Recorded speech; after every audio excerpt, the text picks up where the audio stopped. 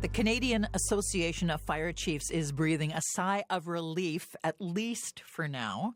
The U.S. decision to a temporary 30-day pause on some of its tariff action on Canada means that the fire chiefs are currently not facing the hardship of U.S. counter tariffs and higher prices for essential equipment. But just like many industries in this country, fire safety professionals are feeling really anxious, and they're worried about when the U.S.-Canada trade war might heat up again. Ken McMullen is the president of the Canadian Association of Fire Chiefs and is the fire chief in Red Deer, Alberta. Ken McMullen, hello, good morning. Well, good morning. Nice to hear your voice on our show again. Thanks for being here. Thank you for having me again. It's just been such an incredible roller coaster ride on the tariff front. What are your thoughts? What's your reaction overall to this ongoing trade war? Well, I think like many Canadians, we are stuck a little bit in the unknown and preparing for what may or may not happen. The fact of the matter is, from a Canadian fire services perspective, we've got concern. Between 80 and 90% of everything that we use, all of our personal protective equipment and the apparatus, are all sourced out of the United States. So when we're already pressed from a fiscal perspective, this is concerning, to say the least.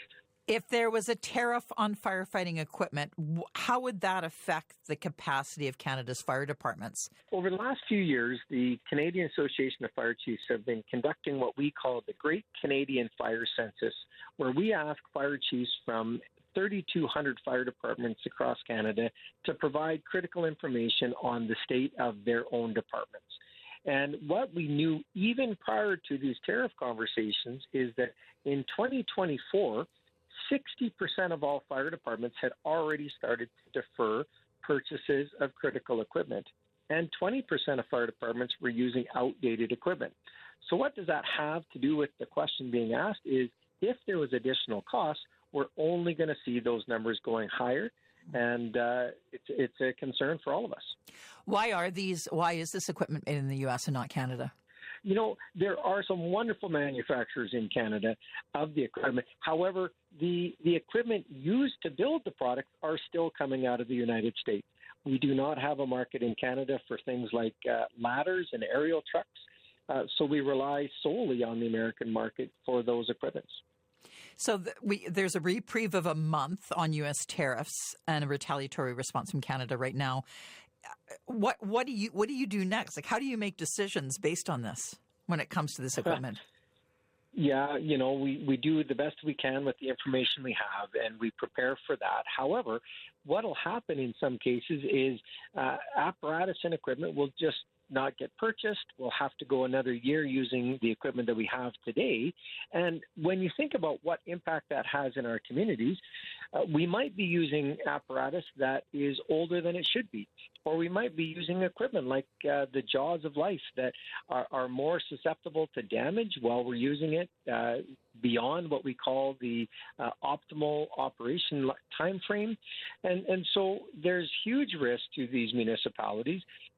Again, I'll remind you, there are 80% geographically of Canada is protected by a volunteer department. And not to say our larger cities aren't still pressed economically, but our rural departments are probably going to see a bigger impact on being able to even provide some of that equipment. If tariff situations change in a month, how likely I'm just wondering if there could be exemptions of fire and emergency equipment. We are going to ask. We understand that there may be an application process for remissions. We hope that it's not lengthy or overly cumbersome. We will apply for those. We're looking at the list of what might be on there, and I know our colleagues in paramedicine are doing something similar. Do you feel as though what's stopping policymakers from putting this on the table? This almost sounds very reactive. Is there anything you can do to convince policymakers to be more proactive on this? I think that there's a couple of things. We continue, and I've been on your program, and I'll say it again, we need to create a national fire administration in this country. We need to have a position within the federal government to ensure that these important conversations are had well in advance of some of the decisions that are being made. We're going to continue this. We're going to have these meetings with government and talk about the important data that we can bring to the conversation. But until such time, we will act in that capacity as the Association of Canadian Fire Chiefs. We will share the important data with those that are willing to listen, and we will just keep our foot on the pedal. Ken McMullen is the president of the Canadian Association of Fire Chiefs. For a sense of what this could mean in the interior, Ken Usalok is in studio with us. He's chief at Kamloops Fire Rescue and Protective Services Director at the City of Kamloops. Hello, good morning. Good morning, Shelley. Thanks for coming in. So are you concerned about not having access to the firefighting equipment that you may need this year? Yeah, definitely. Kamloops is very aligned with the Canadian Association of Fire Chiefs' concerns and positions. We did a early on assessment. As you know, the city provided council with some information on the impact of tariffs, and we've looked at 85 to 90% of our equipment and our heavy fire truck apparatus are all purchased out of the U.S. We also, even some of our equipment, like our firefighter protective clothing that we wear into the fires, it's made in Canada, but the materials are sourced out of the U.S. and shipped up to Canada for the Canadian companies to make it. So there could be potential impacts on almost everything we use. Why exactly is everything made down in the States? Are you talking about fire trucks as well? Yeah, so there is one Canadian company that makes fire trucks that I'm aware of left, and even with that, they buy the chassis themselves out of the U.S. and then make it up here. It's really about it's a combination of costing and where the markets are. So it would be great, like a lot of other things we're seeing in Canada, with from refineries to food staples.